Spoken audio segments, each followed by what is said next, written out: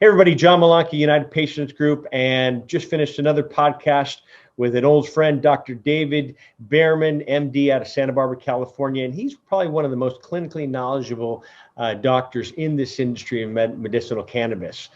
He is an author, he's an expert witness, as well as a physician still practicing. And he shares everything, his knowledge of what he's done over the years, from drug abuse to helping patients with cannabis, as well as talking about being a star witness for over 500 cases since the 70s. So hope you enjoy this. Leave your like button, or hit the like button, leave your comments. And if you have any questions, as well as subscribe and share. And we'll see you soon. Enjoy. Bye-bye.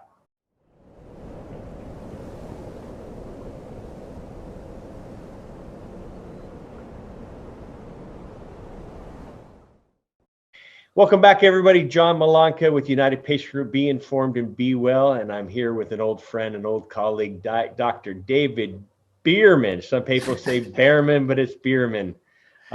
He's an MD out of Santa Barbara. So I love that area down there. That's where I went to school, but still have family down there. And so hopefully when all this COVID disappears, I'll be able to come by and knock on your door and say hi again. But let me read your bio first off here. So Dr. Bearman is one of the most clinically knowledgeable physicians in the United States in the field of medical cannabis.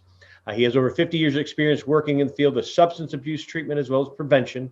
Dr. Bearman was also, I said Bearman or Beerman? I said Bearman. It doesn't make any difference. I know, but you know, now you have, but you know, I'm Malanka. Some people say Malanka and I change it. So now I've been calling you Bearman. I looked at it. It's funny. I'll tell you the little backstory here is it was sort of my way of striking out and showing my independence. So I transferred medical schools from Wisconsin to Washington, and I started calling myself Bearman when I was in Washington, and, I guess Beerman was sort of, hey, there's beer in Wisconsin, there are bears in Washington, Bearman. And so my children they don't have any confusion. They're Bearman, all right? And my daughter is a stand-up comedian. She's got a master's in public health, she does stand-up comedy, and she has her own production company. She produces comedy shows with other comedians, and her company is called Bear Cave Productions. Cave Productions. And Bear Cave Productions. And you want to check her out online. She's actually, she was in a contest in San Diego, a virtual comedian contest, and she made the semifinals. So they're going to have 10 comedians moved up to the semifinals, and she's all excited about that as well. So it's Bearman.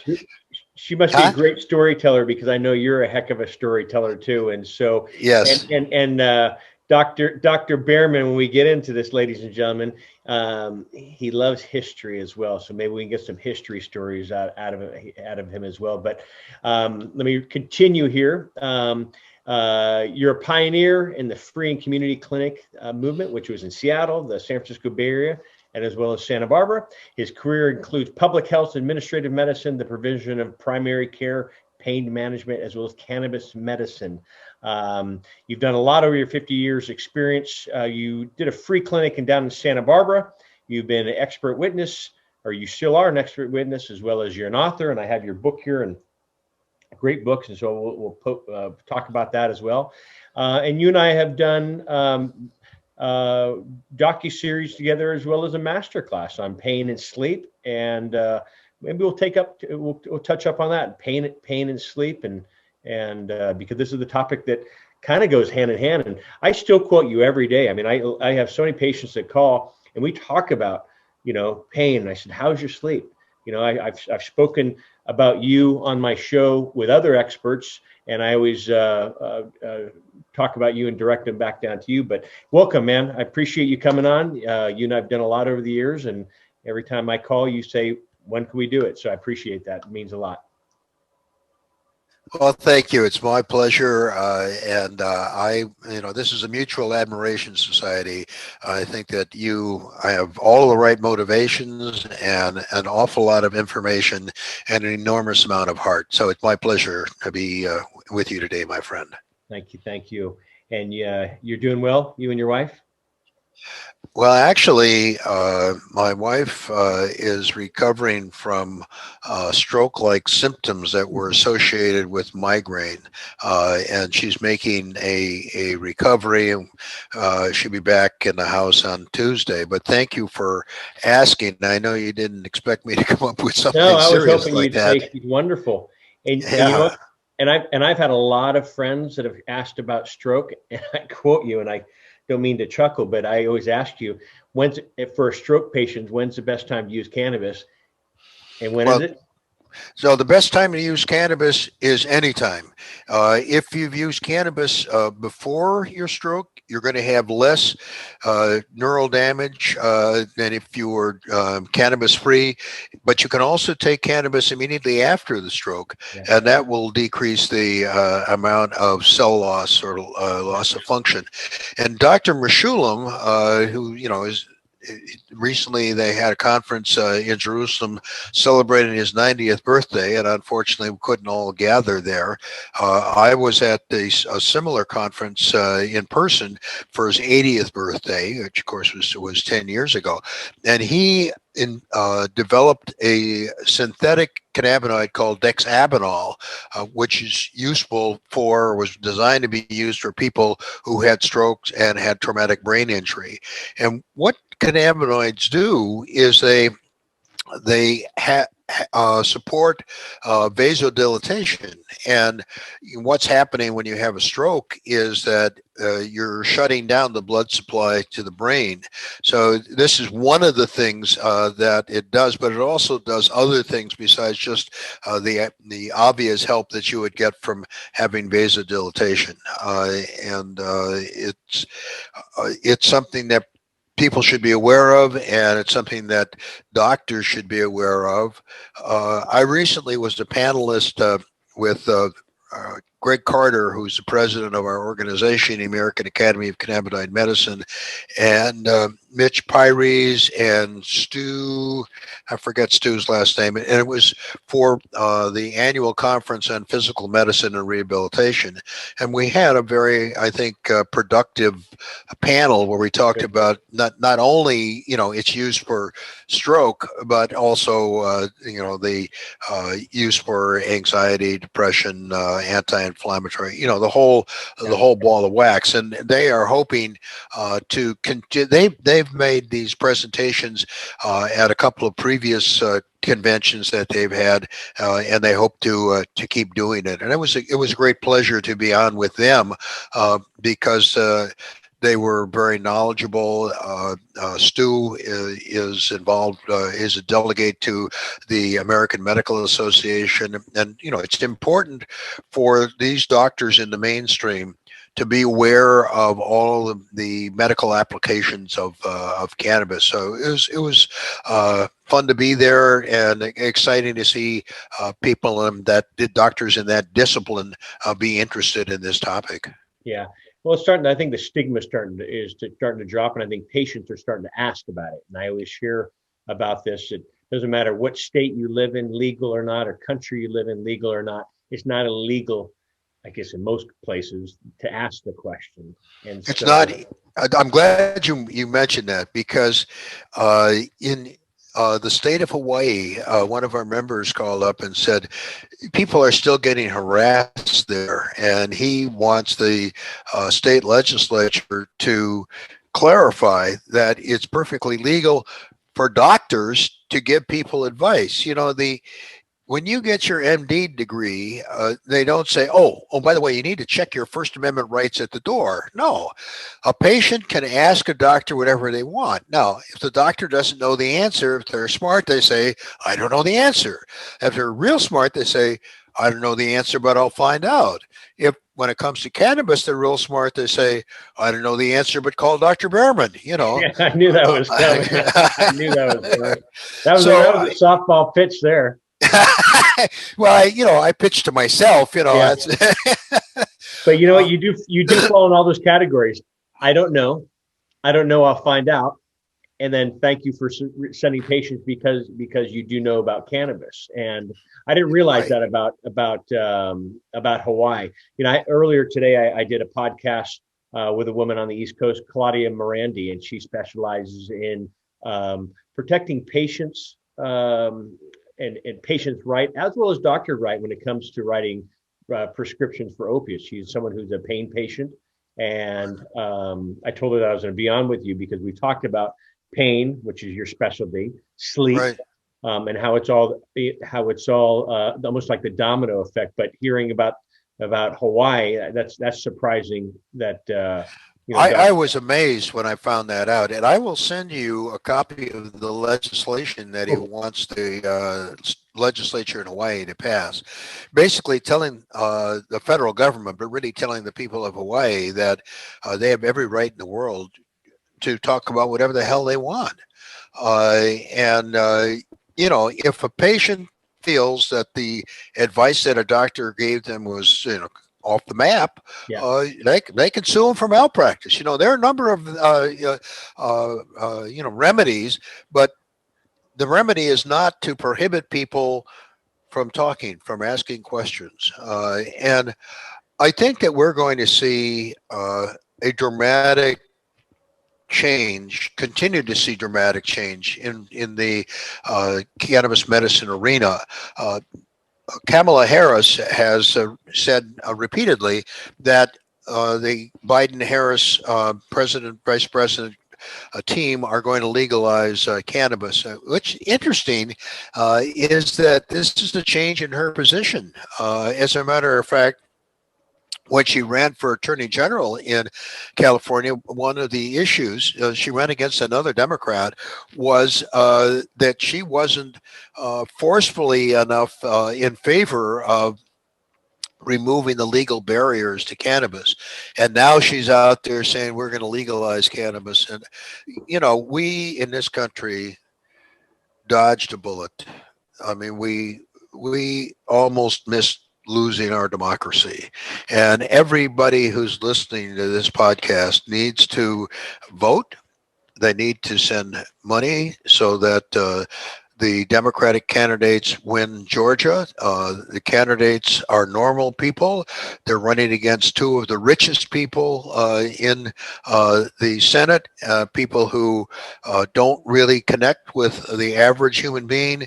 And I suspect people who have no appreciation for cannabis.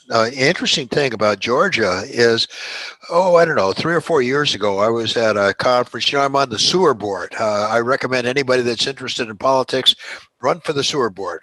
As long as, when you push the handle, it goes down the drain, nobody's going to run against you, and before you go on that story, yeah. please share what your button was in Isla Vista when you ran on the sewer board. Oh, well, I had a number of slogans. So the first time I ran was in 1983, and my button said, vote for Dr. Dave Bearman, get your shit together. And people came up to me and said, Dave, it's not the 60s or the 70s anymore. Well, I won. My next slogan was, he's number one in the number two business, which is a little bit more delicate, And I had a friend of mine who was an attorney. Actually, he was the best marijuana attorney in town, and then he became a deputy district attorney.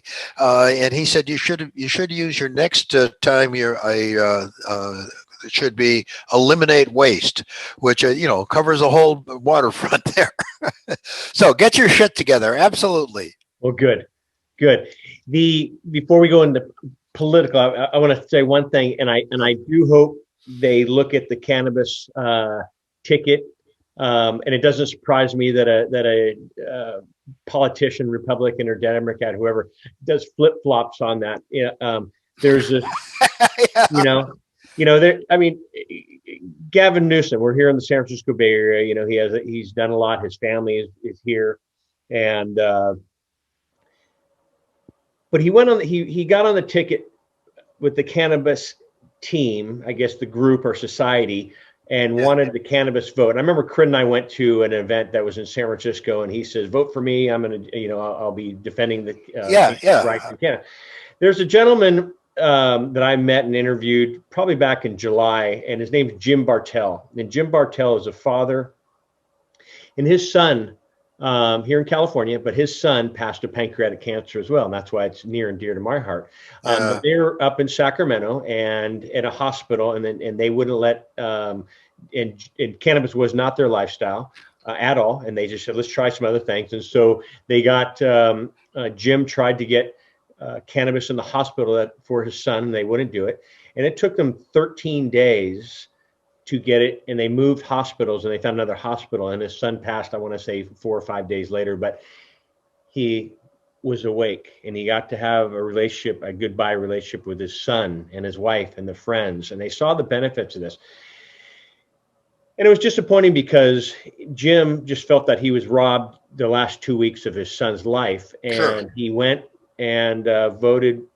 It's called Ryan's Law. Ryan Bartell is his son, but Ryan's Law. And I interviewed him back in July if anybody wants to see that. But Jim went to both the Senate and the House, and unanimous on both sides of the aisle, California, of allowing cannabis use for patients in hospitals in terminal situations.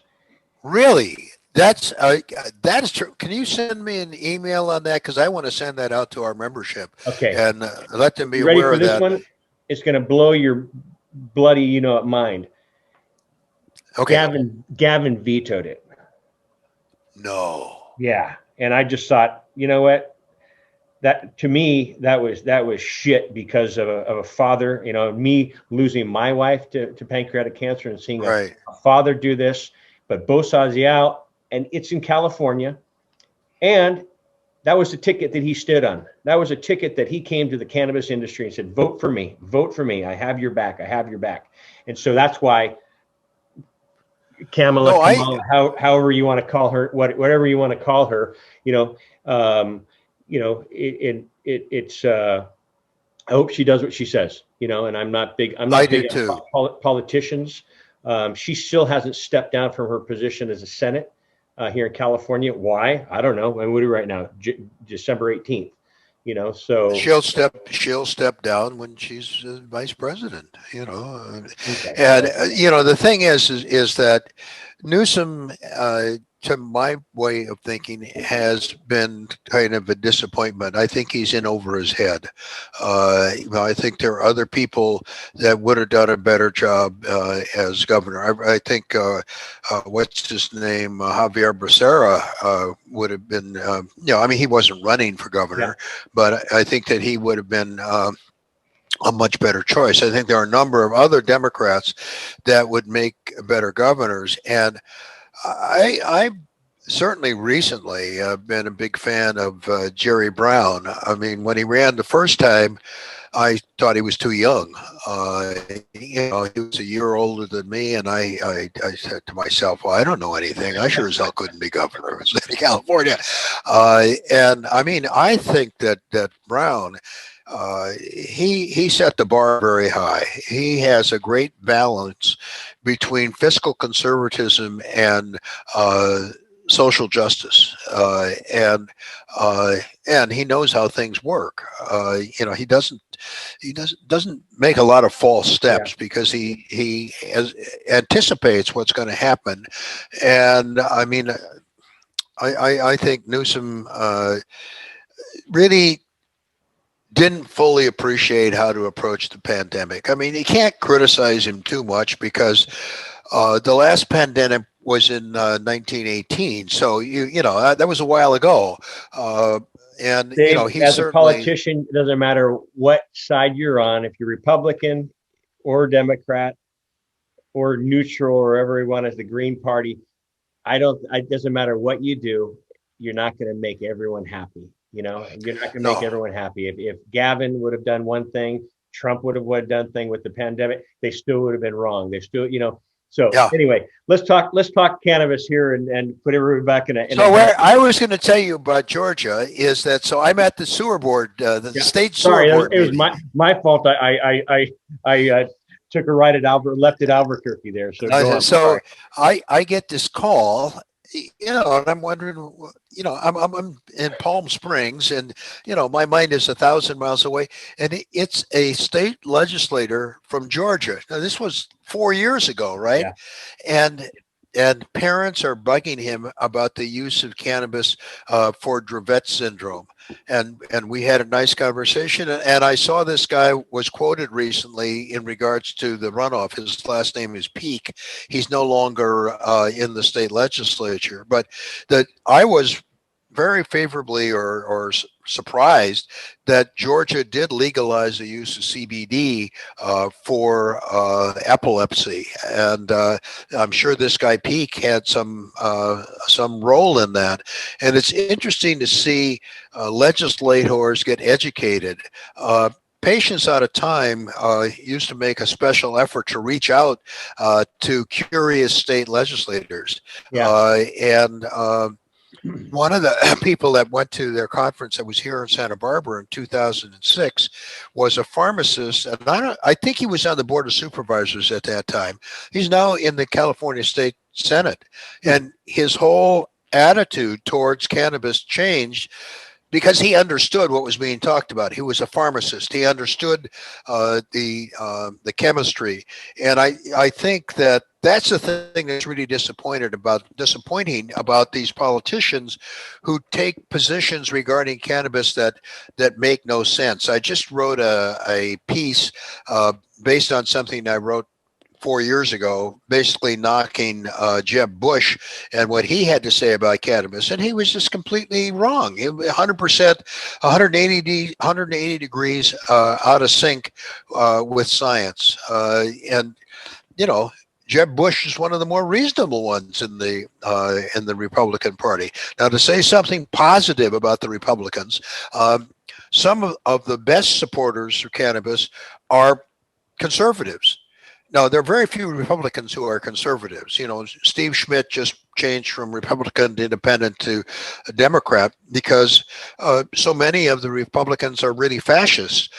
But, you know, and the real Republicans don't really have a home anymore. But conservative Republicans, many of whom became libertarians, say like Judge Gray, understand that we should have the freedom to put pretty much whatever we want in our bodies. I mean, we have to take responsibility for that. And as physicians, we need to take responsibility for our advice. But getting back to sort of the original question, that does not mean that if a patient asks you, me, whatever, do you think that cannabis will be useful for treating my pain or for helping me go to sleep? We can answer that question. Yes, I do. No, I don't know anything. No, I don't. Any one of those three answers is perfectly acceptable. But to say I can't answer that question because I checked my First Amendment rights at the door, that's completely wrong. It is wrong. And, you know, we were fortunate with Corinne's father, which brought us into this industry back in 2010, that we lived in California, because the topic of cannabis wouldn't have come up as an alternative to helping someone who was ill as well as dying. And so, you know, for those that live in illegal states that contact us every day of help, where do we go? You brought up Georgia. Corinne and I wrote an article about Georgia, the pretend state. And this was probably, Corinne's passed 3 years ago already, probably 6 years ago, maybe 7 years ago, where they voted, okay, we'll let you do it, but you have to, we have these other pharmaceuticals aren't working, one. Right. You have to get it outside of Georgia, but you can't bring it back in. And so, oh my, you know, it's that's why I was saying it's a pretend state. It's like saying, yes, you have here's your driver's license, David, but unfortunately, we don't have any cars on our island, and you're not allowed to drive. You know, and it's you know, so I just think it's, you know, it just confuses the patients that are going through this, and so. I like to see these laws changing. I'm liking that there's 35 states medically available for patients. I think we're at 15 recreationally. But the thing that needs to change is the qualifications. I guess qualified symptoms. You know, a lot of states will say yes. Like California, everyone jokes, and I joke about it. You can have hiccups and gas, and you can get a card for, you know. Well, actually, it's useful for treating hiccups and gas. But I know. That's what I was joking. When I said that, I was like, oh, well, I know he's going to say something. But but other states and other families that we talk to on a regular basis, yes, epilepsy's, my child has epilepsy is legal. My other child who has cancer is an illegal patient. I just think that's wrong. And Right. you and I've talked about that of gray areas in other states that pain's legal, but cancer's not. So you're say, wink, wink, you have pain, right? Yes, I do, doc. Here you go. Do you know Connecticut, I believe, just passed this last year, put pain as a qualified condition on their list, and it just and I know that's your specialty, is pain. And so let's go into this in pain and cannabis. Absolutely. And I want everyone to know, cannabis is not the golden pill, the golden ticket. It doesn't work for everybody. So this is not to give anybody false hope. And this is not to replace a one-on-one with your medical professional. Dr. Bearman does see patients. Are you still seeing patients, or what's happening? Yeah, I see, particularly for cannabis medicine recommendations. Okay. I mean, my bookkeeper has recorded a voicemail message that said I wasn't seeing new patients because she really wanted me to cut back. But it's the people that want a recommendation for medical cannabis, we'll make an appointment for you, and I'll do an evaluation.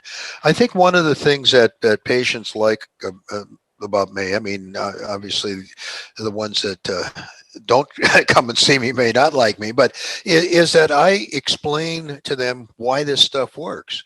And I work with them in terms of the appropriate dosage, and work with them about how to deal with any side effects that they might have. So I am still seeing patients. And the funny thing is that I was supposed to go into sort of semi-retirement, and I was joking with my office manager yesterday and said, I'm so goddamn busy, I better stop being retired. Because there is an awful lot that's going on in the whole arena of cannabis medicine. I was just speaking with the executive director of our American Academy of Cannabinoid Medicine organization and two activists in Brazil. And a lot is happening in Brazil in terms of the use of cannabis as medicine. And I think what we need to be careful of here is that we don't allow the federal government and the large pharmaceutical companies to hijack cannabis as medicine. The federal government, in passing the MORE Act in the House, wanted to slap on a 5% federal tax. This is a medicine. What are we doing here?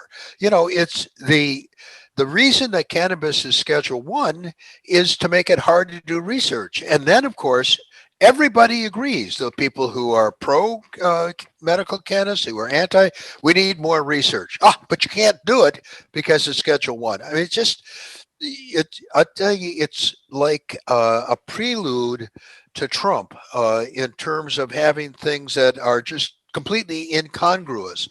We're going to set up these impossible barriers, these hoops you need to jump through at the DEA, the FDA, and the state government. And we're not going to let you may be able to do some research on cannabis in animals, but if you're going to do research with humans, you can only use THC. Oh, and by the way, it's the THC that really bothers us. And we've made that a Schedule 3 drug, or we've made cannabis a Schedule 1 drug. Absolute insanity, completely illogical, and I hope that we see more education. And there is, a willingness to open up on this, although most of that willingness, unfortunately, has to do with money. Take a look at Dr. Rand Paul. He owns, I don't know, $5,000 or 6,000 acres of hemp in Kentucky. I believe that Mitch McConnell, our old friend Mitch McConnell, is into the cannabis business in Kentucky. John Boehner, the former Republican Speaker of the was he Speaker of the House? Yep. Yeah. So Boehner is now the lobbyist for the Cannabis Industry Association. Kind of a funny thing is You know the writer Angela Baca. She used to be editor of Cannabis Now. Okay. For a while, she was the executive director of the American Academy of Cannabinoid Medicine, and she was telling me this past year, was it? I don't know. Time flies when you're having fun. Uh, about a year or so ago, uh, that she had a meeting in Florida with a fellow named Roger Stone, but unfortunately the meeting got canceled because he was indisposed. Uh, her meeting with him was supposed to be a week or two after he got arrested. And she also said, and this is disturbing as well, she's writing a book on this, that in Ohio and Florida, the Russian oligarchs are heavily into the cannabis industry. So, you know, the world is a strange place. And the cannabis arena, while at one time I think it was a refuge from the strangeness, or at least you could understand or know what that strangeness was. No, it's just part of this weird world that we live in.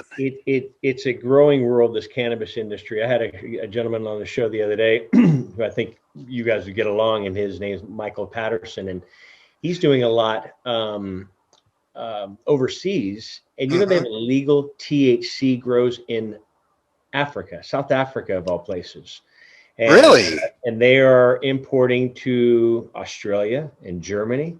And I mean, that just blew my mind. And they're legal, you know, legal stuff. So, but I was flipping through. My aunt sent me these, and the little jokes, one-liners in it. I'm past what you were saying, but this is we could certainly slow the aging process down if it had to work its way through Congress. Talking about Congress. And that's Will Rogers. So I'll send you these. My aunt sent me these things here. Bob Hope. I don't feel old. I don't feel anything until noon. Then it's time for me to take a nap. Bob Hope. You know. And anyway, I know that's your type of sense of humor too. So when you're exactly Congress earlier, I'm like, oh, I got to go find this thing. That's what I was looking at too. So, on the top list of people coming to cannabis, you always have sleep, anxiety, depression, cancer. Those are like the top ones that people come in. And we've done a show on a master class on pain and sleep, and you know, how they're tied in with each other. You know, you mentioned that a lot of times when you have lack of sleep, the pain in the body, the depression, the anxiety, but it also has a lot of times the same symptoms what fibromyalgia patients feel, of just pain throughout the body. Can you talk about, you know, how cannabis works as an analgesic in the body and why it doesn't work? Because it didn't work on Corinne, and that was the one thing that Corinne would just like, how is this not working on me? We've studied it. All the studies show the benefits of cannabis and pain, and where she found pain relief with her pancreatic cancer, for those of our followers who, this is my wife, was getting in the bathtub or getting in the hot tub, and the negative buoyancy would take the pressure off her stomach. You know, instant pain relief. And she didn't want to be on any narcotics and cannabis. And she was not a cannabis user, but, you know, vaporization and different oils and tinctures she was using just to one attempt to kill this bloody thing called cancer, but two, pain relief. Let me ask you a question. Yeah. In regards to dose. Yep. Is what I found is, you know, I've been doing this for 20 years. So when I first started out, I would sometimes offer people the option of getting a prescription for THC, which of course is legal and has been since 1985. And it, you know, comes in 2.5, 5, and 10 milligram dosages. And so I would start people off, you know, are you talking Marinol? Are you talking Marinol? Excuse me. Okay, Marinol, yeah. So because, you know, in early 2000, there were a lot of people that came in who it was hard enough for them to, you know, get it together to see a doctor, and then the doctor's going to tell them to go to a dispensary where they're going to see a 22-year-old kid tell them to smoke this dope, it'll be really good for you, they feel a lot more comfortable in going to a pharmacy, seeing a pharmacist who's wearing a white coat. Totally. And what I tell my patients still about Marinol is that it's more expensive than cannabis, doesn't work as well, and has more side effects. But in many cases, it works. Now, in terms of pain, nobody or almost nobody got any benefit from 10 milligrams of THC. And when I bumped it up to 15 milligrams of THC, then people started to get pain relief. And some people started complaining about, not liking the euphoria, or they even had a touch of dysphoria. Dysphoria means you feel uncomfortably out of touch with reality. And so, you throw in an equal amount of CBD 1-to-1, and there you go. So I don't know. Everybody's different. Everybody's endocannabinoid system is different. The causes of pain are a little bit different. And there's certainly a hell of a lot of pain with cancer and pancreatic cancer. Yeah. So the question that I would ask is, did you try a wide variety of dosages? And that's a great question. When you said dosage right before you started your talk there,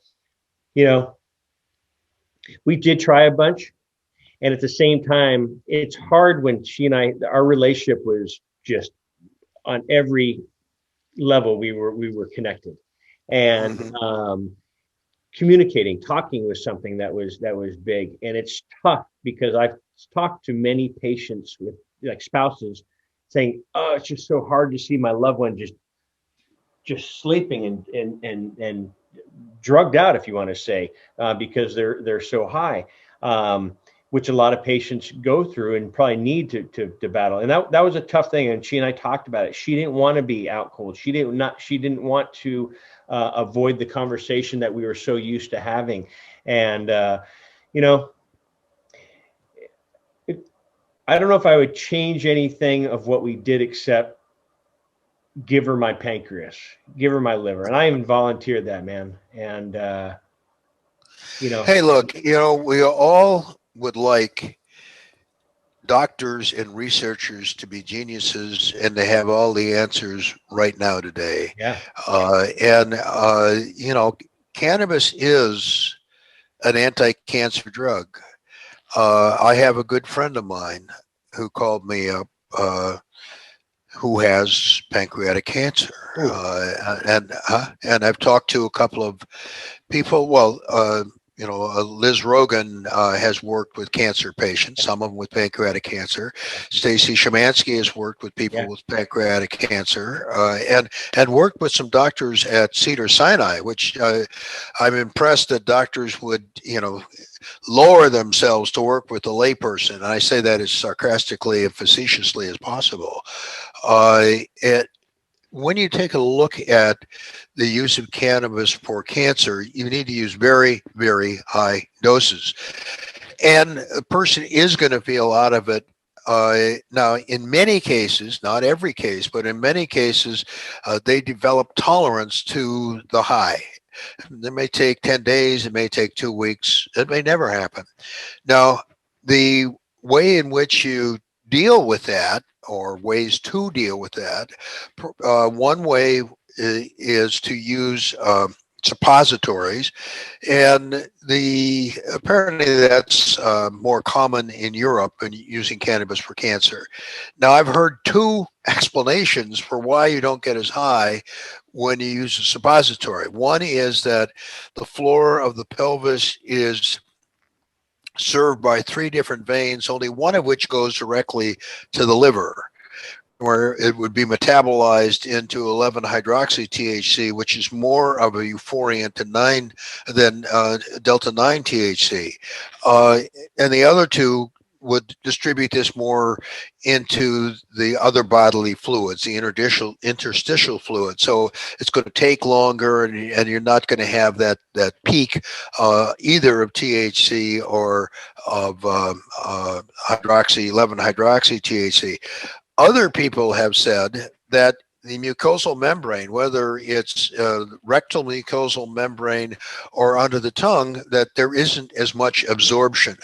And I think we have to be very careful of a lot of misinformation or a lot of misreading of the information, because you hear a lot of reports of the benefits of sublingual application, or even vaginal application, or rectal application. So I think we need to be careful about some of the stuff that's out there, because there are some well-meaning people who still let their cultural bias get in the way. So I'm going to stop you on that one because, so let me ask you before I go here. Do you think suppositories work for cancer patients? Yes. Okay. So Corinne and I don't care if someone says, eat this pen, 10 of these pens, it will help.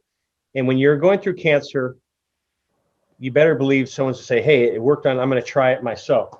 So Corinne and I did an article because we worked a lot of patients that have had success with suppositories.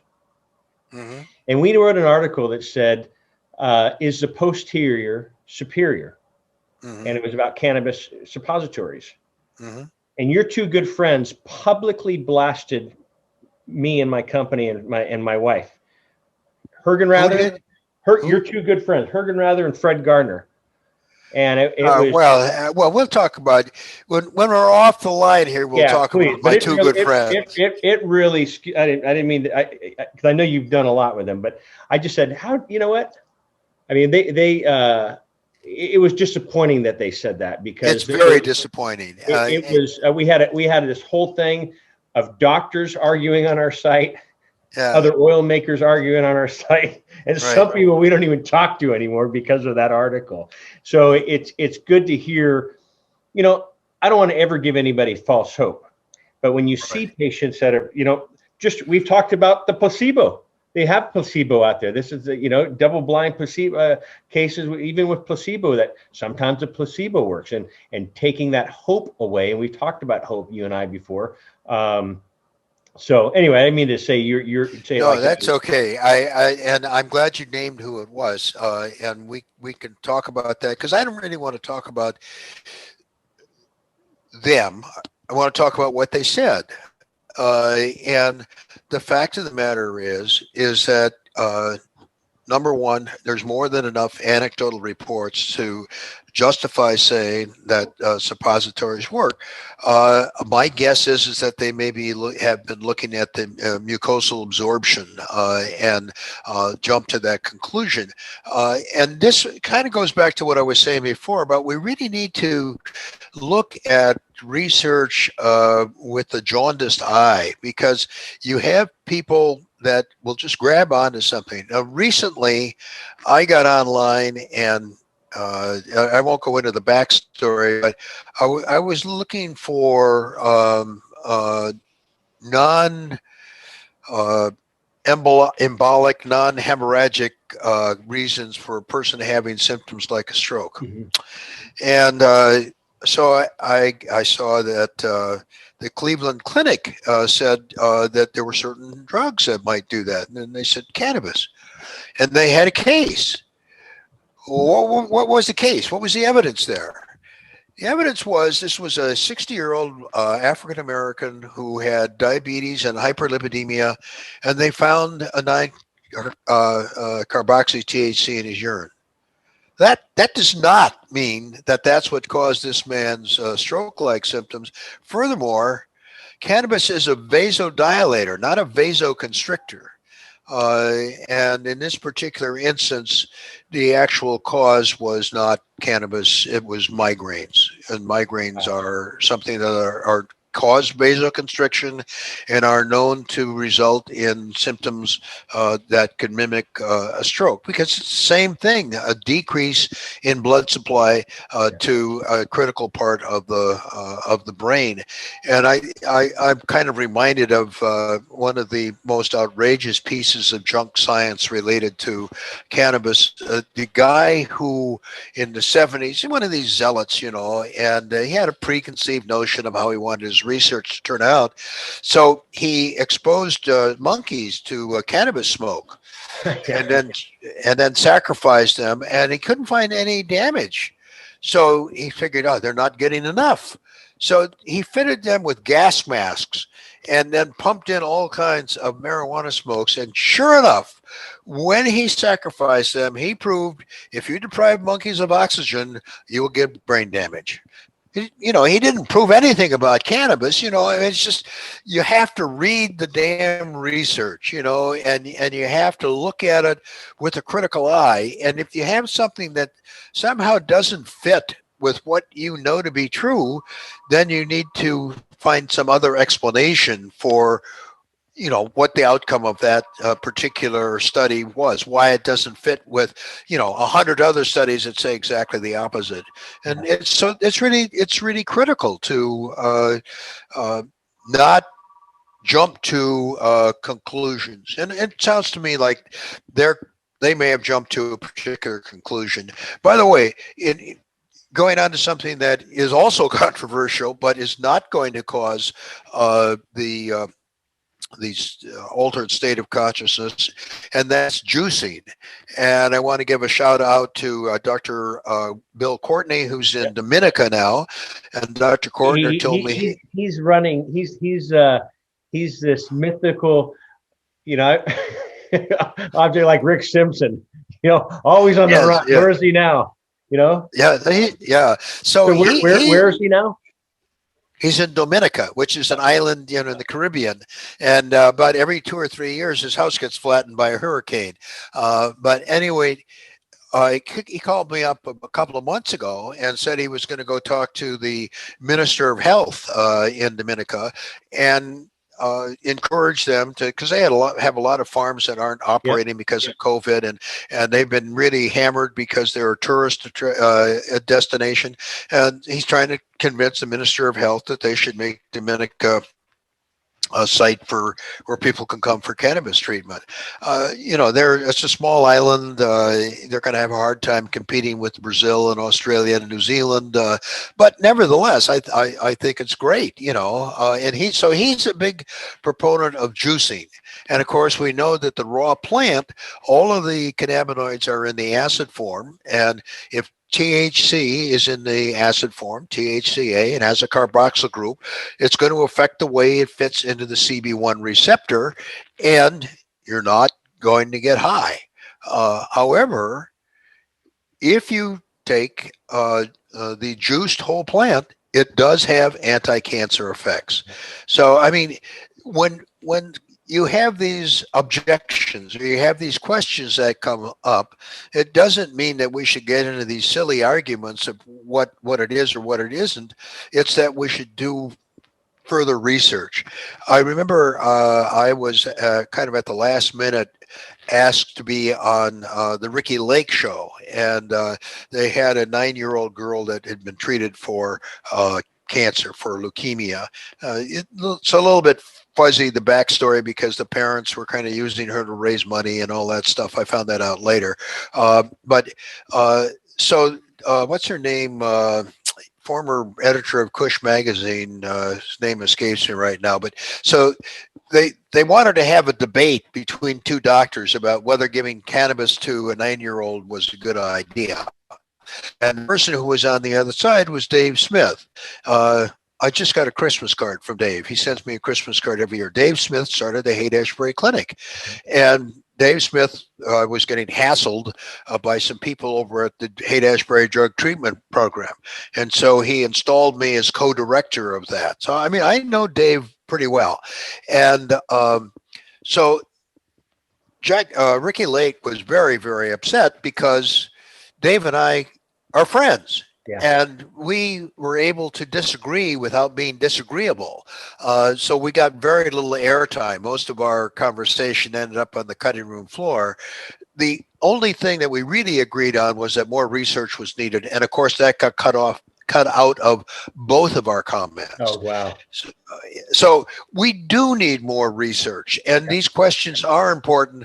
And rather than, point fingers at each other, let's point fingers at the researchers and at the barriers to research. And let's take a really close look at some of these questions which still need to be answered, or questions that have been answered but are ambiguous enough that some people have been fooled by it. And that happens quite a bit. And I've learned a lot from you over the years. And, yes, more research needs to be done. I've even shared with because we have a lot of people that call us that don't live in legal states, and they're going through pain or sleep issues. I keep on going back to that, but cancer and stuff like that. And I say, you know what you can do, as Dr.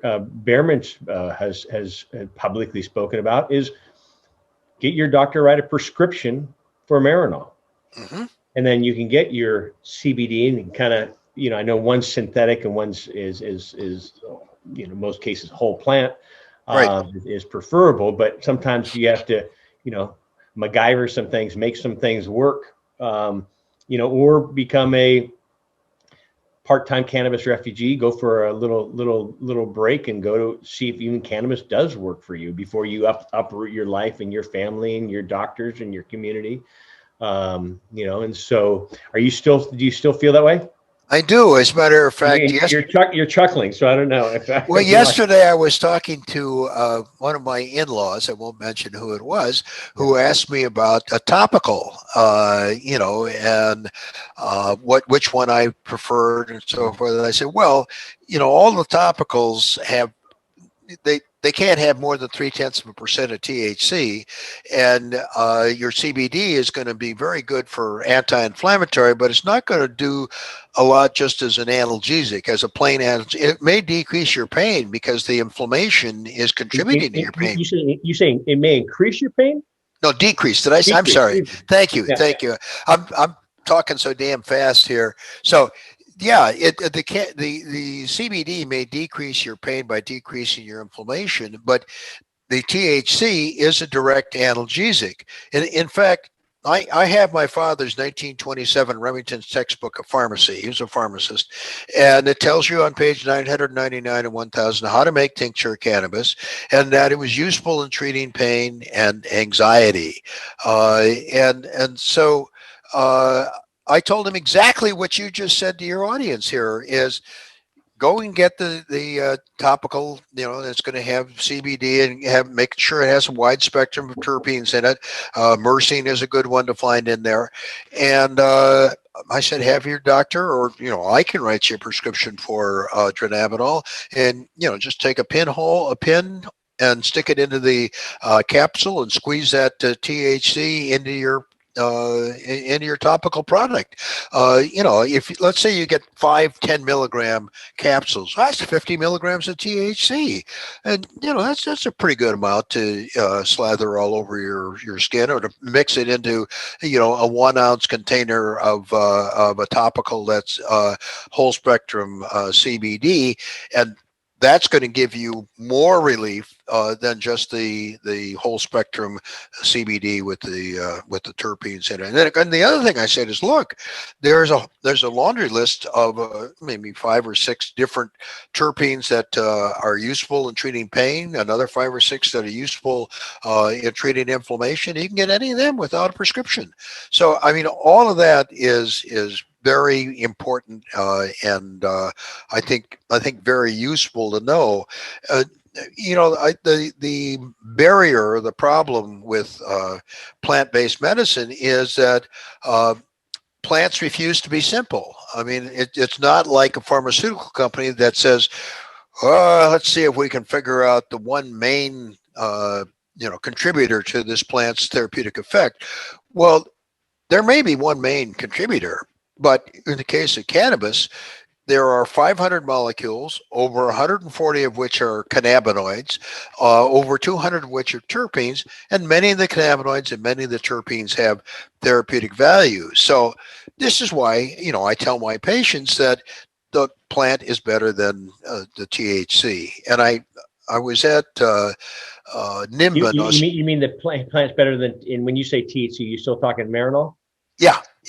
Okay. And so I'm reminded of, I've been in Nimbin a couple of times. I was a speaker there, and the people in Nimbin are lovely. They have the second longest drug policy protestival in the world after HempFest in Seattle. And I think it's been going for 30 years in Nimbin. Nimbin is a town of about 800 people. And during their protestival, it has about 10,000 people. Yeah. And so they have a parade on the first day and a parade on the last day. It's a 3-day long festival. And one of the signs that they have that they carry in the parade says, "The plant, the whole plant, and nothing but the plant." And I really like that sentiment, but any port in a storm, if you live in a state, look, who's making these laws? Guys who, I'm going to say this tongue in cheek, guys who weren't smart enough to get into medical school and therefore became lawyers are the ones that are making these laws. Yeah, and it's funny you say that, because Corinne would always say, I think before these lawmakers make these laws, they should do on cannabis, should take a course about medical cannabis before they make these laws, to really understand what's going on and what they're doing, how they're helping or hurting patients. And sometimes, as you and I both know, ailment, cancer, pain, sleep issues doesn't discriminate. And maybe I should say, maybe it will affect someone in their life in some way, in their circle. And so again, before they make these laws, they should do some research. They should take a course on cannabis. I think all of our politicians should, before they just start saying, oh yeah, put the signature in the bottom on the dotted line too. So what else have you been doing? I mean, I know you're a witness. So let me tell you about the cases I'm working on now, because yeah, please. I mean, those are always interesting. So there was a case in. I brought that up because that was another softball pitch after your lawyer comment. So one group of bureaucrats that annoy me probably more than any other. Only one? Come on, only one. Are the people in child protective services who seem to not have the time to save children who are being tortured, whose relatives are repeatedly complaining to them about what's happening to the child, and the child dies, but they do have the time to take children away from parents whose children, say, have autism, that are receiving cannabis. So this case, they really picked on the wrong people, because these people had money and they could hire an attorney. So the parents had a 9-year-old who they got a recommendation from a doctor for the use of cannabis. What does Prop 215 say? Doctors can make recommendations for the use of cannabis. For what? Well, we were talking before about the list, the restrictive list. Yeah. There's no restrictive list in California because of the late Dr. Todd McCurrea. Dr. McCurrea was a great old friend of mine. I knew him since the 60s when we were both volunteering at the Haight-Ashbury Clinic. And one of the lines in Prop 215 that was there only because of Dr. McCurrea was that doctors could recommend it for migraines and nausea or any other medical condition for which the physician believes it's useful. So this doctor had every right in the world to recommend it. The parents, of course, had every right in the world to ask him for it. And the child became a little bit drowsy. This child had been doing all kinds of self-injurious behavior, and she stopped doing it or markedly decreased it. And the self-injurious behavior would have been worse than any side effects. So these people now have a really good attorney, and I'm working on that. And this is the case going on now. It's going on right now. Yeah. Then there's another case in Michigan of a guy who was actually a grower who they were fixing the road, and he made a left turn, and the sign said no left turn, and everybody that lived in that neighborhood did that, So I guess he was unaware that the sidewalk was closed, and there were a couple of kids walking in the sidewalk, and he didn't expect them to be there, and one of them got hit and died. And the guy had used cannabis you know, 10, 12 hours previously, had an elevated THC, is driving as it was described, in the police report. And it wasn't described as weaving. It wasn't described as slower and more carefully. He passed the field sobriety test. They took him to the hospital. There were no neurological problems. And the DA wants to make a political point, and so he's charging the guy. He had a previous DUI, so he has the ability to charge him with second-degree murder.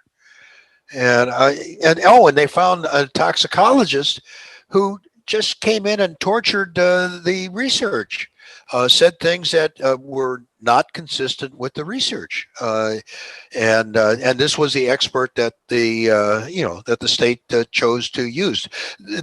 We're just at the deposition stage, so I mean, the trial has been put off and put off and put off because of COVID, but I have had a number of driving under the influence second-degree murder cases. None of them have ended up in a conviction for second-degree murder. Not that they didn't do something wrong, not that they didn't commit some crime, but driving under the influence of cannabis was not one of the crimes that they committed. And it's really upsetting to see the criminal justice system abused in this fashion. I mean, to charge somebody, it underscores what you said, that these folks don't understand the science. They don't understand the endocannabinoid system. There's so many things out there that need to be addressed, that to see us wasting our resources on things that aren't crimes, it itself should be considered a crime. It's a waste of taxpayer money and a waste of bureaucratic time.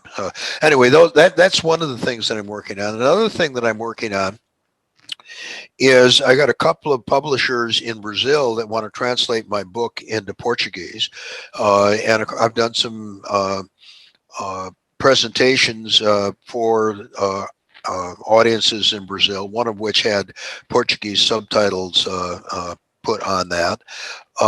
We got a recent call from a doctor who moved to Thailand about 3 years ago. And apparently Thailand has figured out how to stand up to the pharmaceutical companies. And they have their own cut your hands off, because I know they're pretty strict on their laws over there. Yeah, but they are okay with cannabis as long as the government controls it. Wow. I mean, this guy is talking to the Minister of Health. He's got all kinds of modern technological bells and whistles. I don't know who's funding him, but it sounds to me, from what he's told me, that he's got people standing in line to fund him because of what he's going to accomplish. But the government of Thailand does not want this screwed up by for-profit pharmaceutical companies. And what this fella wants to do is he wants to do what you suggested: educate the policymakers as well as educate the doctors in Thailand. So when you're in the cannabis space, people come up with all kinds of fantastic ideas. This is a fantastic idea that the more I hear about it, the more it's grounded in reality, and the more it's something that has a real possibility of existing. And that is sort of getting the government of Thailand in the medical cannabis business. Yeah. Just like, you've been to New Zealand. Kurt and I have spoken to New Zealand, their drug parliament. Right. And before COVID, they had come to us saying, hey, would you come over and do some education? Because they're at the same thing of, they're looking to us, meaning the United States, of the leader. And sometimes I had a couple of people on recently on my show. One was from Israel. Mm-hmm. Gosh, I'm blank. Elena Goldberg. Do you know her? What's her name again? Elena Goldberg. No, I don't. But I know about 4 or 5 of the people in Mushulam's lab, but Yeah, I don't know everybody. she's there. And then speaking with Mary Biles over in the UK, who's written a book as well. Mm, Where was I going through this, David? I don't know where I was going with this, but education. Oh, I know, doing things over with New Zealand. Oh, I know.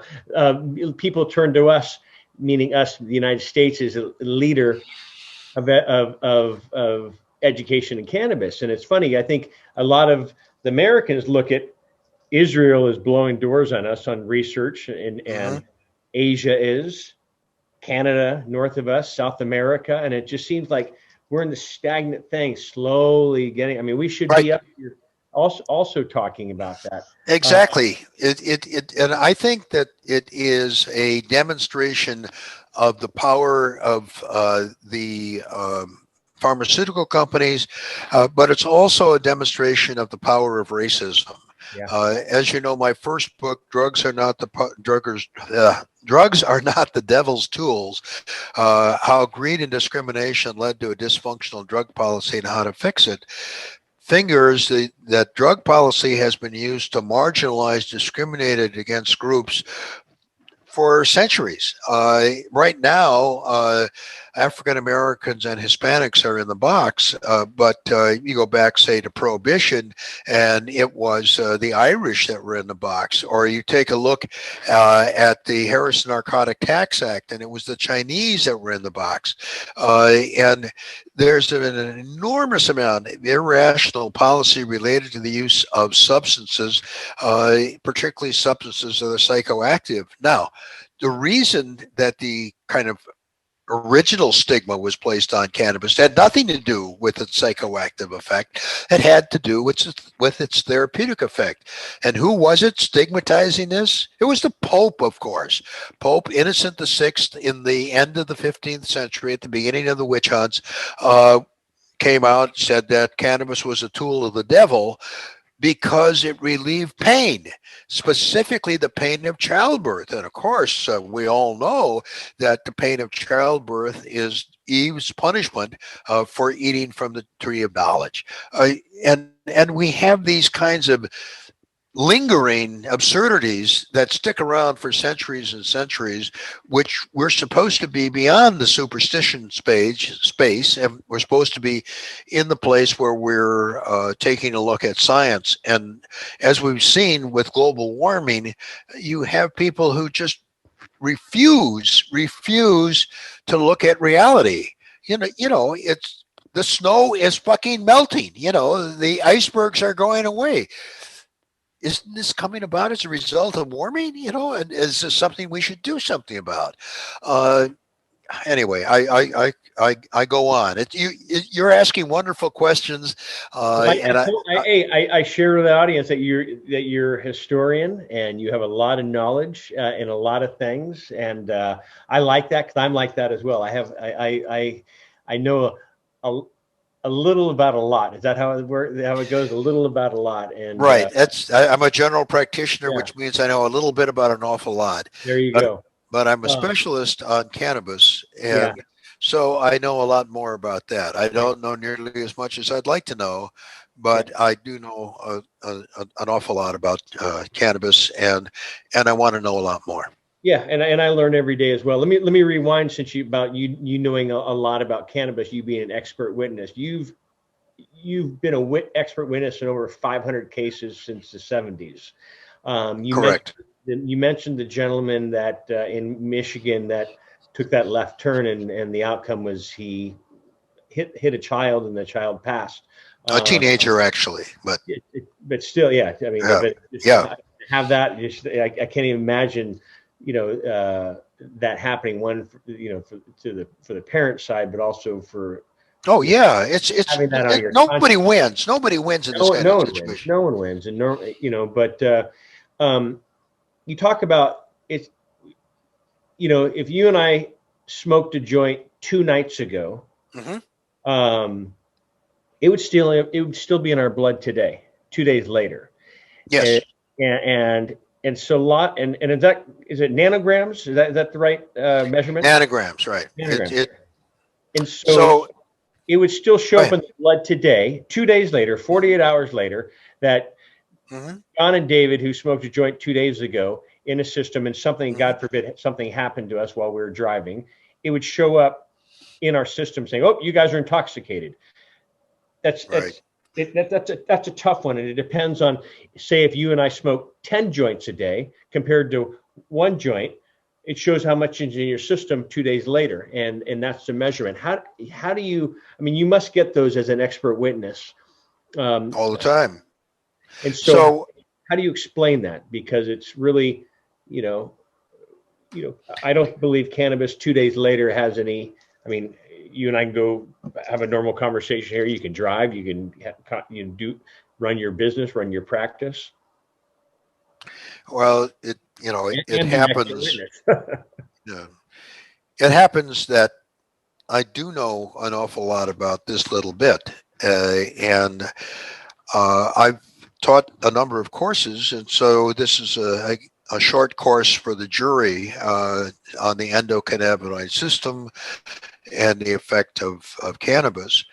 And the fact of the matter is that if you are a regular consumer of cannabis, that you will be able to detect THC in the blood for up to a week after last use, and you'll be able to identify the metabolite 9-carboxy THC in the urine for 3 to 6 weeks.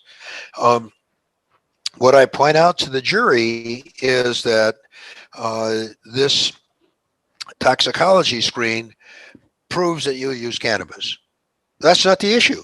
The issue is where they impaired. Now, I am helped by the Department of Transportation, the National Highway Traffic Safety Administration, and the Food and Drug Administration, who all have no problem with the use of cannabis so long as it doesn't interfere with your driving.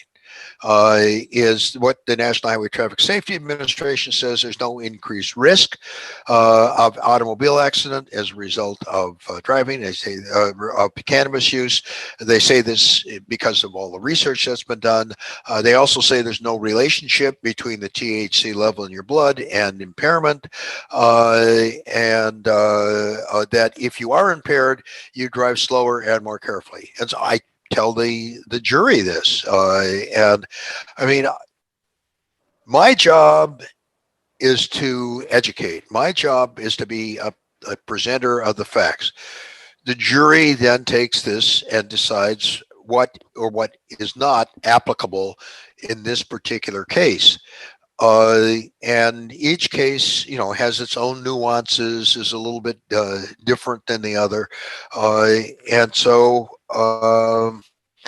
you have to rely on the jury being educatable, and it depends on the attorney. We had a great case in a place called Florence, Arizona. Now, the main business in Florence, Arizona, is putting people in jail. I was going to say bonds. I was going to say bonds. Yeah. So they have a state prison there. They have the local jail. I don't know if they have a federal prison. They have lots of prisons there. Okay, and it's just a little town. Maybe 5,000 or 6,000 people at most. So I was told that, and I thought, well, this jury is like to be a little bit pro law enforcement, and I mean these cases, when they get won or lost, it's the attorney that wins or loses them. It's not their expert witness, but the way they use the expert witness. And this guy, I mean, he was so innocent. It was unbelievable.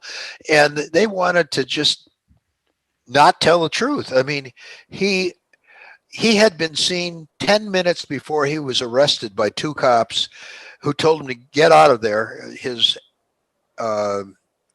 He was threatened by another guy. I won't go into the specific details. I may have already said too much.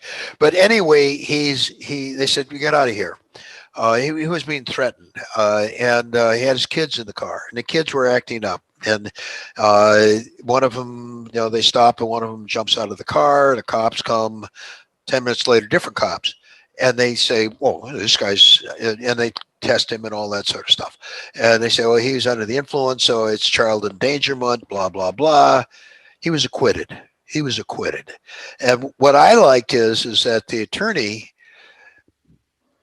was very relaxed, and I think in order to sort of remove any stigma that I might have coming from Southern California, said, so Doc, tell me about this. I mean, he referred to me as Doc. And I thought that perfect, and the jury understood and the jury paid attention. The question was whether was he impaired or not. And the answer was no. And the jury got it. And it just, now an interesting thing here is that the federal government knows that the field sobriety test is inaccurate, and it's only 25% more accurate than chance for alcohol, which is what the field sobriety test was developed to test. And it's, as the chief of police of Ojai, California, said in a panel that we were on when I pointed out the problems with the field sobriety test, is he said, well, no, it's only supposed to be used, in the field in order to see whether it's possible that the person, and so that I thought that was interesting, that it's not proof. It's raises your level of suspicion, and maybe it's proof enough to arrest the guy, but not necessarily proof enough to convict the guy. Those are two different levels of proof that you need. And it's nice to be able to be in a situation where you look at the evidence and you say, this doesn't hold water. I mean, I don't have to prove, or the attorney doesn't have to prove that they were not under the influence of cannabis, or that they did not use it. They have to raise reasonable doubt as to whether or not their driving was impaired. And I look for that in the toxicology results, and I look for that in the description of the stop by the officer, and I look for that on the results of the field sobriety test. So the field sobriety test is inaccurate enough that the federal government has given a grant to a guy named Michael Milburn, who's a professor at the University of Massachusetts, for a device that he calls the DRUID advice, which stands for driving under the influence of drugs. And it is something that can scientifically tell if you're impaired. Now, it doesn't tell you what you're impaired from, but it gives you some objective numbers, some objective results, as opposed to standing on one foot. Now, I got another case where this guy was, and just for our audience, we're not a proponent of smoking a joint and driving either. No, here's the thing with that, is that here's what the Food and Drug Administration says. Okay, we don't have to give advice. The federal government has good advice out there, and their advice on Marinol, which is THC, it has the what can I say? The euphoric effect, and it has the standard psychoactive drug warning that the Food and Drug Administration puts on all psychoactive drugs, whether they're opiates or benzodiazepine or stimulants, what have you. And the warning says, warning, do not drive, operate heavy equipment, or engage in dangerous activity until you determine whether or not this interferes with those activities. And that's the advice I give my patients. And then I suggest to them that, hey, you need to be careful. You need to be extra careful, because even if it doesn't interfere with your driving and you're using it regularly, if they test your blood, they may charge you. So, I mean, it's one of the things that physicians need to take care to do is to give people adequate information. Now, there was another case that I was in. This was very unique in that in almost every case that I testify in having to do with driving under the influence of cannabis, the question is, were they really under the influence of cannabis? In this case was not like that. This case, the person was under the influence of cannabis, and it had a terrible outcome. So this was an Asian American whose mother disapproved of her use of cannabis, who used it for anxiety. She goes and gets a Skype recommendation, Yeah. and the doctor tells her to take indica. Now, you know as well as I do that the terms sativa and indica had historical meaning and have no meaning now. And this is not just my opinion. This is the conclusion that was reached by Dr. Ethan Russo, who I consider to be the most knowledgeable clinician in the United States on cannabis, and also by John McPartland. I think McPartland is a scientist, although he may be a DO. He definitely knows his stuff. And they have said, I get people that email me all the time, John Malanka, John McPartland, yeah, and I get that all the time, and I say, I appreciate it. I'm not him. I'm not him. But yeah, he's a very knowledgeable guy. So, I mean, what they said is you need to take a look at the cultivars, type 1, type 2, and type 3. And so that's relevant in this case because, indica indicates the cannabis that came to the U.S. from India. Sativa is much more closely akin to what we call hemp. Hemp and cannabis are what Linnaeus called cannabis. It's a distinction without a difference. They're the same plant. So indica is the one that will get you high, and sativa is the one that won't. And most people have it backwards. And so this doctor says, get yourself a sativa. So she goes to a dispensary, gets a sativa, and lucky for her, it wasn't a sativa. That is to say, it was high in CBD and low in THC, which is just what she needed, right? So because her mother disapproved, she was still living at home, she would stop at a parking lot on the way home and take a couple of hits of cannabis and go on her way. So the dispensary gets closed because turns out they didn't have a license. So she goes to a licensed dispensary, goes in and says, I want a indica. And the bud tender, who in California don't have to have any training, and he didn't ask her what it was for, and he goes, indicas are over there. So she goes and picks out something that has 25% THC and less than 1% CBD. She, has been using this stuff for a year from this other dispensary that was the other way around, high CBD, low THC. She stops in the parking lot, parked where you're home, takes 2 or 3 hits. Now, think about this.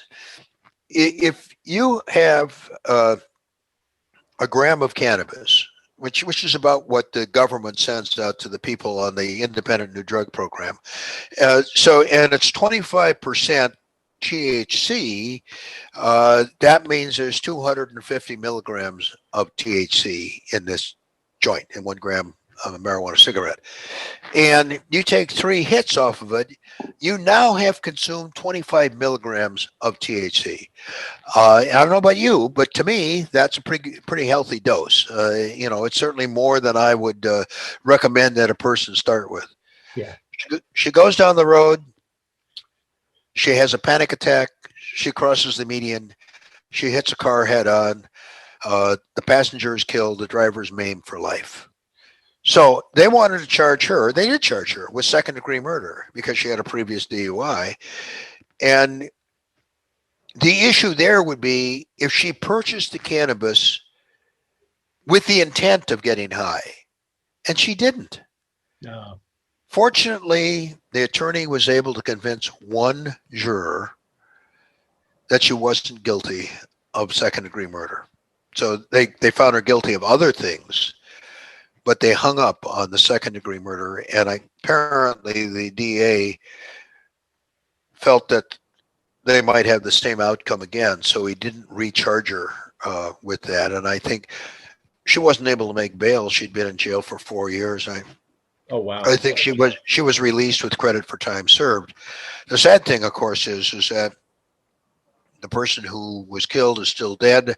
The person who was maimed is still maimed. Yeah. And I point my finger at the state of California for not requiring bud tenders to be trained, and for not requiring dispensaries to be pharmacies.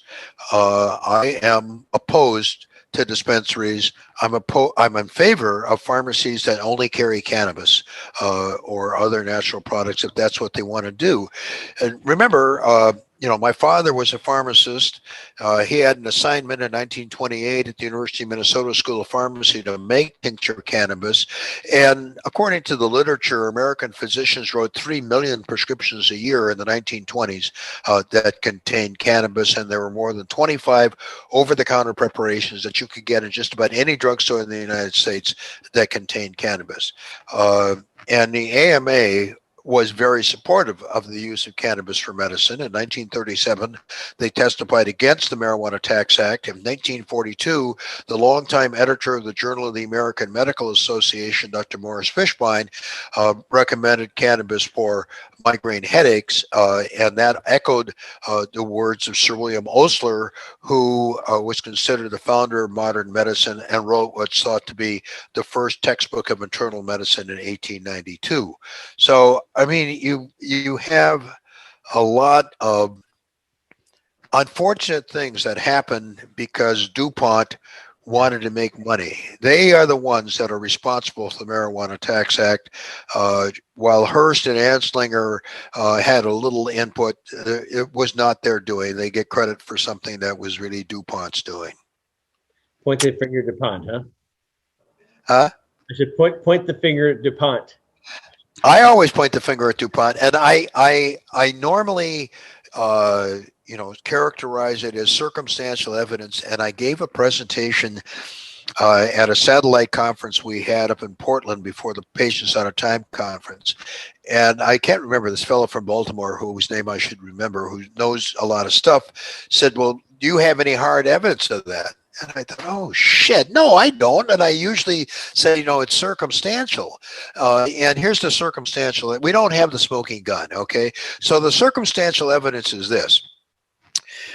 First, in 1916, George Schlichten invented a decorticator for harvesting cannabis, which not only harvested the hemp, but also prepared it for industrial use. So it cut the labor costs in half and made it competitive with, say, wood pulp for making newspapers, which is one of the reasons why, Hearst got his fanny in a bun. And he was able to stop not the Scripps Howard chain from switching from wood pulp based newsprint to hemp based newsprint. And he had been in correspondence not only with Schlichten, but also with Timken of the Timken Rollerberry Company, who thought that this would be better for the environment to make newsprint out of a annual replenishable plant rather than the trees that going to take 20 years to return. So his patent, he dies in 1924, Schlichten, and so his patent runs out in 1933. And other inventors, look at the patent and improve on it, and so this is going to make hemp even more available. And why is DuPont concerned about hemp? Okay, so the hemp herd, the core of the hemp, is cellulose. Well, who cares? DuPont cares, because dynamite depends on cellulose, and they made dynamite. They're a munitions manufacturer, right? They also make cellophane, which is synthetic, made out of cellulose. They also make nylon, which is a synthetic, made out of cellulose. They also have the North American rights for rayon, cellulose. Furthermore, they make sulfites that are used for making paper out of both wood pulp and hemp, but you need 4 times as much of the sulfites to make paper out of wood pulp as you do out of hemp. And lastly, and most importantly, we go to Henry Ford, that old radical Henry Ford, who always felt that cars would run on ethanol, most likely hemp ethanol. So if they had done that, we would be crabbing about big ag now, not big oil. And we probably wouldn't have the problems we have in the Middle East. So Ford came up with his, for lack of a better description, the Hemp Mobile in the late 30s. It was a vehicle that the skin was an acrylic embedded with hemp. The upholstery was made out of hemp. The stuffing in the upholstery was made out of hemp, and it ran on hemp ethanol. Well, why would DuPont care about that? Well, they made tetraethyl lead, an additive for gasoline, and even more importantly, they were the largest shareholder in Ford's competitor, General Motors. And I urge your audience to go look up on images and Google and put Ford and Hemp Mobile, and you will see Henry Ford, a picture of him with a sledgehammer whacking the fender of this car, and the sledgehammer just bounces off. The car had a nice acrylic skin with hemp in it, and it ran on hemp ethanol. And that is why we had the Marijuana Tax Act, because while Hearst may have had the political clout, Anslinger certainly didn't. Anslinger was just trying to preserve his job. He was the first director of the Bureau of Narcotics and Dangerous Drugs, and he had the responsibility for alcohol, and now that was going to go away. And he really wasn't going to have a large bureaucracy with cocaine or opiates. And he had been said that these attacks on cannabis were foolish before he became director of the Bureau of Narcotics and Dangerous Drugs. And he sort of changed his tune because he saw a good opportunity to become a bigger bureaucrat. Oh, and he also was a racist as well. So we had to throw that in there, huh? Yeah, throw that in there. I mean, he said that cannabis was used by African Americans, Mexicans, Puerto Ricans. Screen. Here's a hemp plastic car was 10 times more dent resistant than steel. And there he is with a sledgehammer. I don't know if you can see it. And we made this United Patients Group tile. Gosh, I don't know how long ago I did this. 2012, maybe I made this tile. But yeah, there's that picture. That's that famous picture there. So, yeah, and this is one of the things, by the way, I'm assuming this is a fundraising thing. Can you tell me how much it is, and I'll contribute some money to get that, because I'd love to have that tile if you still have any. Oh, no, that's mine. I'll send it over to you. Over to you. Okay, so one of the things that DuPont was concerned about was that you could make plastics out of cellulose. You could make plastics out of hemp. And they were hampered by the fact that the majority of people in the U.S. in the 30s knew what hemp was. They knew what cannabis was, but people really were not aware of what marijuana was, that it was exactly the same thing. When the AMA testified against the Marijuana Tax Act, their guy who testified, Dr. William C. Woodward, doctor and attorney, former commissioner of health of Washington, D.C. and Boston, Massachusetts, past president of the American Public Health Association, referred to the word marijuana as a mongrel word. And he said that the AMA almost didn't know they were talking about cannabis, because that's not what this is called. It's called cannabis, and should be called cannabis today, by the way. Hey, I think we're a little bit past wrap-up time, and I appreciate you letting me just wander off wherever I decide. Just for our audience, David and I have done these podcast live Q&As in the past, and I think our longest one was 2 hours and 20 minutes. So this is and I knew we were going to go long on this here too. But I always love having you on. I appreciate everything you do. So here's a recent book, and I have my signed copy, but it's Cannabis Medicine, a guide to the practice of cannabinoid medicine, Dr. David Bearman.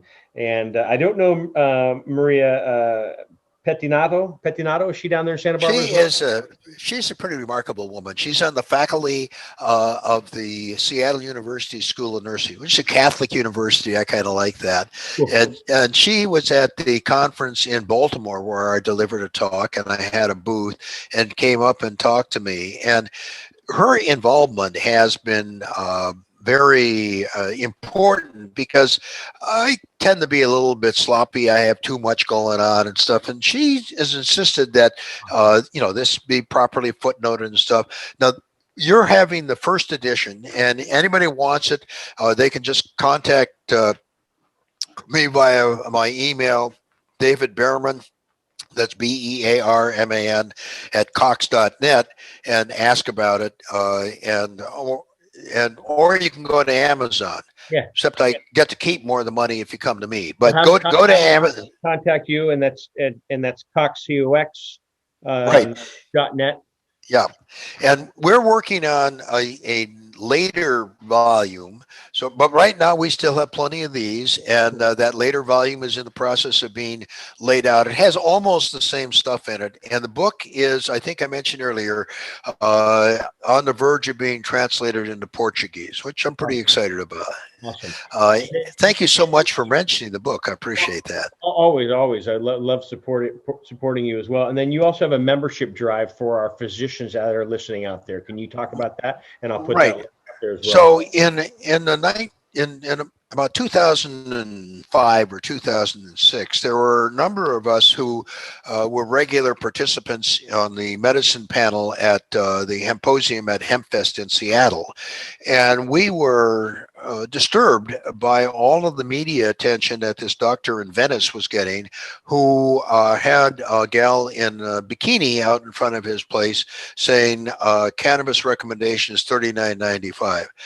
And there are a few other things I want to mention, but we said, look, this is undermining the credibility of the medical utility of this plant. What can we do to marginalize this guy, without giving the medical board a club to beat us up with? And we said, why don't we create a organization that certifies those doctors that are practicing good quality medicine?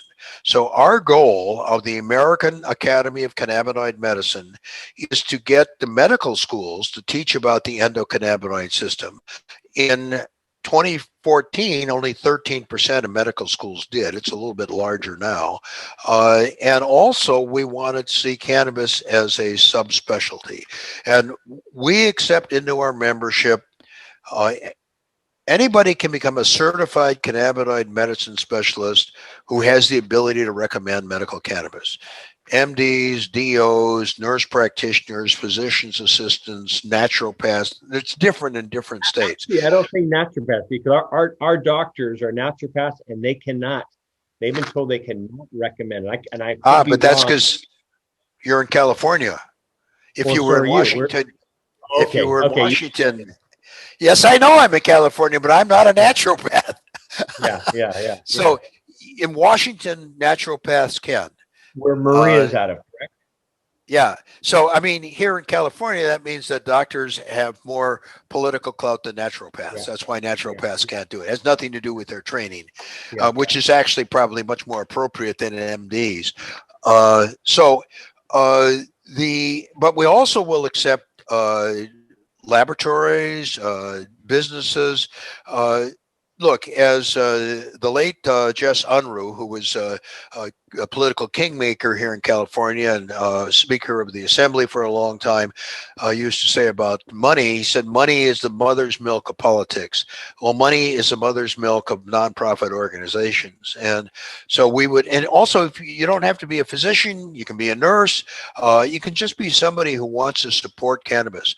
We have information on our website, which I think is aacminfo.org.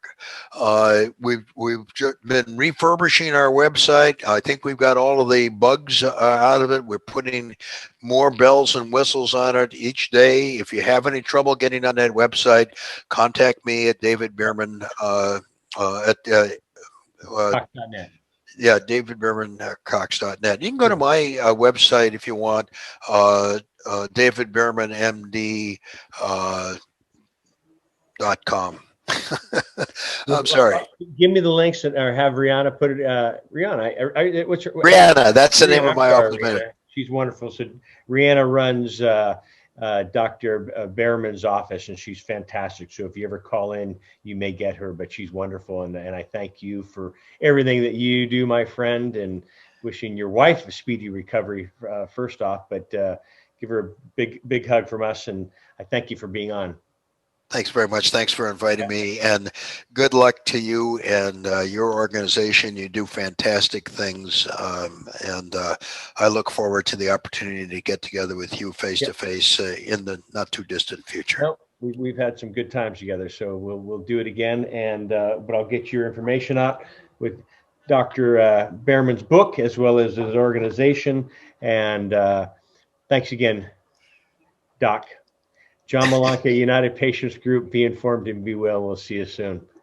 Bye-bye. Hi, John Malanka here with United Patients Group. I hope you've enjoyed our videos. Please click like as well as subscribe to our channel here on YouTube. Also, follow us on Twitter at UPatients Group and on Facebook at United Patients Group, as well as for our podcast. Please click the link in the description below. We'll see you there. Bye-bye.